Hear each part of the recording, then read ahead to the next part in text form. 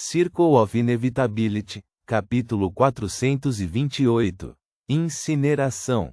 Claustro do Coração Sagrado, o maior claustro da Igreja do Eterno Sol Ardente de Traer. Por que Albus Médici foi lá? Ele poderia ser um agente secreto enviado pelos purificadores para a Ordem da Cruz de Ferro e Sangue?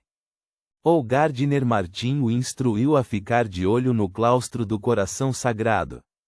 A mente de Lumian correu com perguntas e palpites. Enquanto ele avançava, segurando uma lâmpada de carboneto, Iraeta rapidamente interrompeu com mais informações. Tenho um amigo no claustro do Coração Sagrado. Costumo ir lá para beber com ele. Lumian, desviando momentaneamente seu foco de Albus Médici, brincou: os monges do claustro podem beber? Os dois se moveram pela passagem sombria, guiados apenas pelo brilho amarelado da lâmpada de carboneto. Iraeta divagou: claro que podem, mas não podem beber fora ou ficar embriagados. O vinho produzido pelo claustro do Coração Sagrado é o melhor que já provei. Seu amigo é um monge? Lumian caminhou em um ritmo moderado, seus passos ecoando pela passagem aparentemente interminável. Iraeta parecia satisfeito conversando com Ciel e não escondia nada.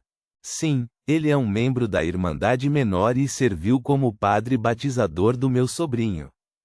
Mais tarde, ele não conseguiu mais tolerar o clero da catedral se entregando aos prazeres e escolheu se tornar um monge. Ele se juntou ao claustro do Coração Sagrado e atualmente supervisiona a cervejaria.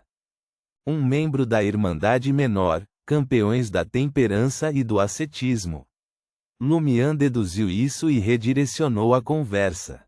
Quantas vezes você e seu amigo viram Albus Médici? Qual foi o motivo da visita dele ao claustro do Coração Sagrado? Só uma vez, Iraeta murmurou. Eu não me preocupo com tais assuntos. Não há freiras lá.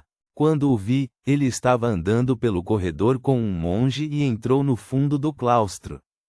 Parece que Albus Médici não entrou secretamente ou com medo de ser descoberto. Lumian deduziu isso do relato de Iraeta. Em meio à busca incansável do poeta Iraeta por conversa, os dois finalmente passaram pela sala misteriosa da estátua de cera, deixando para trás o corredor com as portas enigmáticas da esperança, loucura e morte. Eles refizeram seus passos para o palácio subterrâneo. Iraeta soltou um longo suspiro de alívio e relaxou. Ele resmungou: o palácio subterrâneo é tão perigoso, e há criaturas com habilidades sobrenaturais. Puffer realmente nos levou a uma aventura aqui embaixo. Ele está tentando nos matar?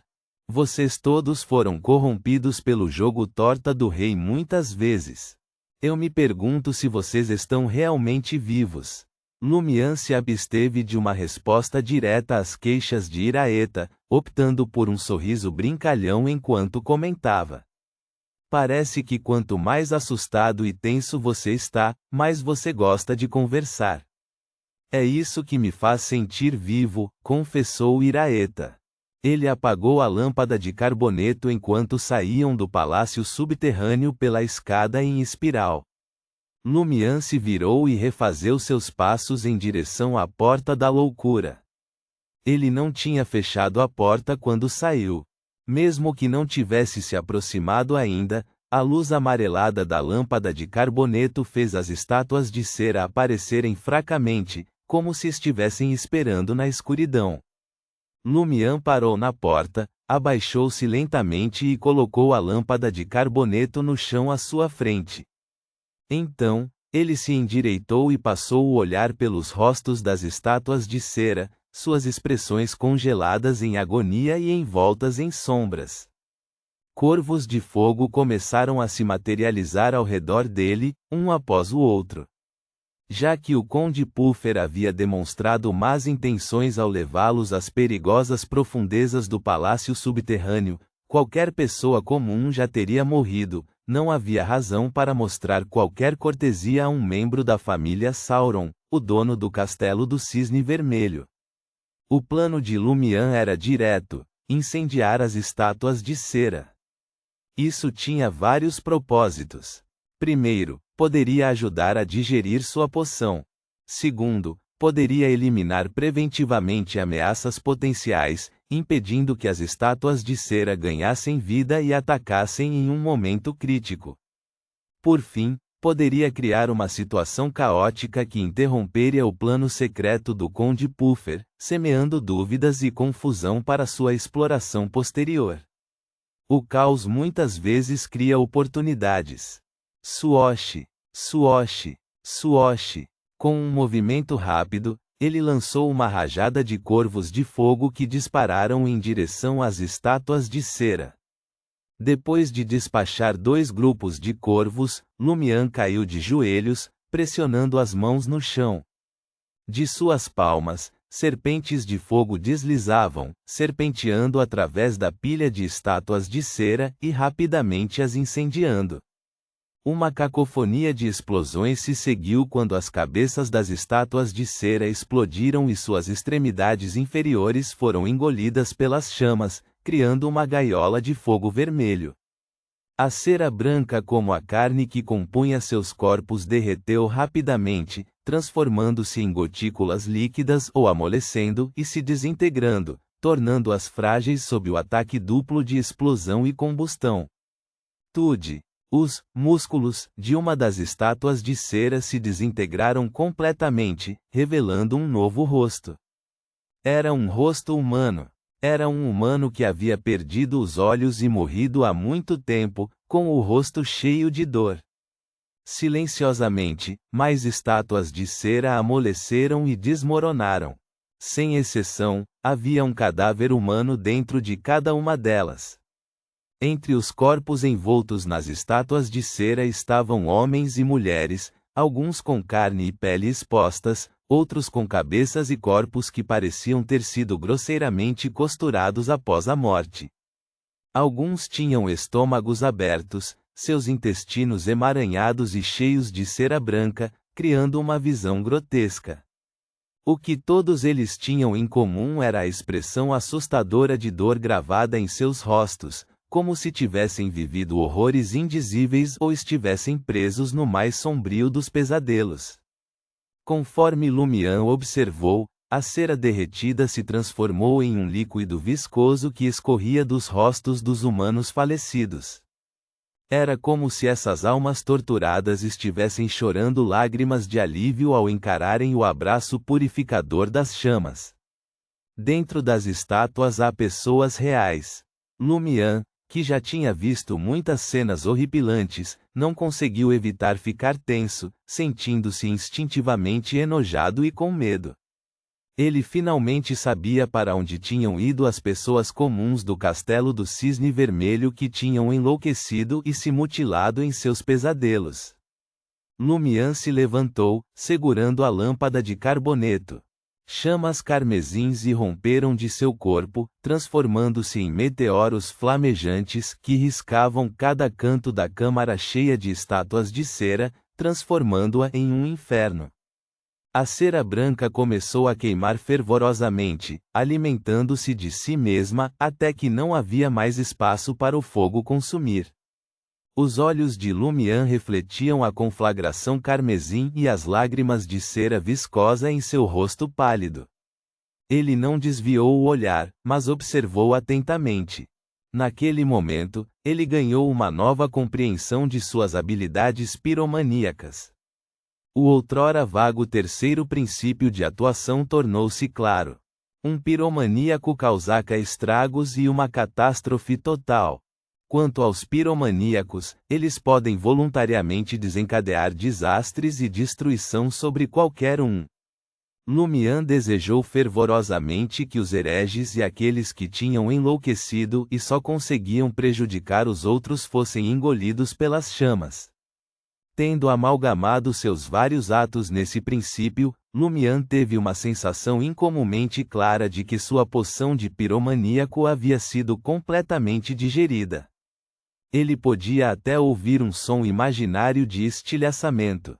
Com uma série de pancadas, os corpos sem vida, despidos de seu suporte de cera, caíram um por um no chão. Eles se empilharam e queimaram ainda mais ferozmente. De repente, a porta de madeira se abriu com um rangido na saída oposta à câmara da estátua de cera. O artesão da estátua de cera, com sua barba espessa e cabelos que lembravam um leão humanoide, estava diante de Lumian. Seus olhos negros como ferro estavam tingidos de vermelho pelas chamas que subiam em direção ao teto. Sua voz soou etérea quando ele perguntou: por que você incendiou minhas estátuas de cera? Lumian não respondeu. Em vez disso, ele ativou a marca preta em seu ombro direito. Travessia do mundo espiritual. Uma luz espectral cintilou dentro de suas roupas, e sua forma rapidamente se materializou ao lado do artesão da estátua de cera.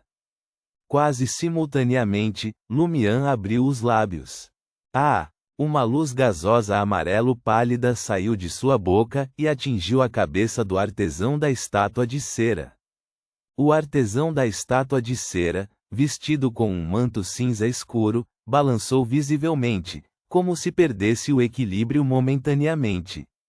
Ele não perdeu a consciência completamente, era mais como se tivesse passado por uma perfuração psíquica e estivesse em estado de choque induzido pela dor. Lumian não confiou somente no feitiço de Heranf. Ele levantou sua palma esquerda preparada e lançou uma bola de fogo carmesim, firmemente comprimida em camadas, na boca e nariz do artesão da estátua de cera com infusão de fogo. A bola de fogo, gradualmente ficando branca, voou em direção à boca e às narinas do alvo, invadindo seu cérebro. Estrondo! A bola de fogo branca e brilhante explodiu de dentro para fora enquanto Lumian observava a cabeça do artesão da estátua de cera se expandir rapidamente antes de explodir. Carne e sangue flamejantes jorraram. Lumian, já preparado, protegeu o rosto com a lâmpada de carbureto na mão direita, deixando o dorso da mão manchado de sangue. Com um baque, o artesão da estátua de cera, com apenas metade da cabeça restante, balançou e caiu no chão. Lumian, que havia meticulosamente preparado uma sequência de ataques, se viu momentaneamente surpreso. Ele não esperava que a situação se resolvesse tão facilmente. Ele previu que o enigmático artesão de estátuas de cera poderia representar um desafio formidável e se preparou para teletransportar-se instantaneamente se as coisas piorassem. Vale a pena notar que a estátua de cera que havia reanimado anteriormente era mais formidável do que o próprio artesão da estátua de cera. Apenas estar em sua presença pesava muito no corpo e na mente de Lumian, quase o tornando incapaz de resistir. Ele possuía a habilidade única de criar essas estátuas de cera, mas não tinha poder inerente? Ou ele precisava tirar força do palácio subterrâneo da família Sauron para dar vida a essas figuras de cera ameaçadoras? Talvez meu ataque tenha sido rápido demais, não lhe dando tempo para reagir. Ele morreu no local antes que pudesse recorrer a qualquer força externa? Lumian olhou para o artesão da estátua de cera e avaliou a situação. Reticências. Nas profundezas do palácio subterrâneo, dentro de um salão adornado com velas brancas. Puffer Sauron, sentado em um canto, abriu os olhos abruptamente e fixou seu olhar no caixão de bronze situado no centro da câmara. Ao redor do caixão, inúmeras velas se apagaram estranhamente sem aviso. O Quan Puffer levantou-se, sua expressão ligeiramente distorcida em consternação. Reticências. Na saída da câmara da estátua de cera, Lumian testemunhou um brilho carmesim emanando do corpo do artesão da estátua de cera. Inicialmente, a luminescência surgiu em direção à cabeça, mas apenas um pequeno fragmento da cabeça do artesão da estátua de cera permaneceu. Consequentemente, ele se deslocou para seu peito, mas não conseguiu se dissipar. Lumian sentiu uma ponta de surpresa. Ele rasgou o manto cinza escuro do artesão, revelando seu peito. Ali estava uma ferida sinistra e escura, e o espaço onde seu coração deveria estar era vazio. O coração está faltando. Elros mencionou que os corações dos membros da família Sauron tinham que ser enviados para o fundo do palácio subterrâneo. Lumian vagamente entendeu a razão por trás da natureza formidável, porém frágil, do artesão da estátua de cera. Por fim, a luz carmesim se fundiu em uma entidade etérea com inúmeras ravinas, parecendo um cérebro encolhido e cor de sangue. Sem saber o seu significado, Lumian guardou-o e saiu. As chamas na sala continuaram a arder, mas por alguma razão desconhecida, não se espalharam. Reticências. No salão do pilar de pedra onde o confronto com a aranha negra ocorreu. Albus e Elros observaram Lumian retornar, carregando uma lâmpada de carboneto que emitia um leve brilho amarelado. Quase simultaneamente, eles notaram as manchas de sangue no corpo de Lumian. Você matou o poeta? Albus perguntou, divertido. Lumian balançou a cabeça e respondeu calmamente: eu matei aquele que estava fazendo as estátuas de cera. Ponto.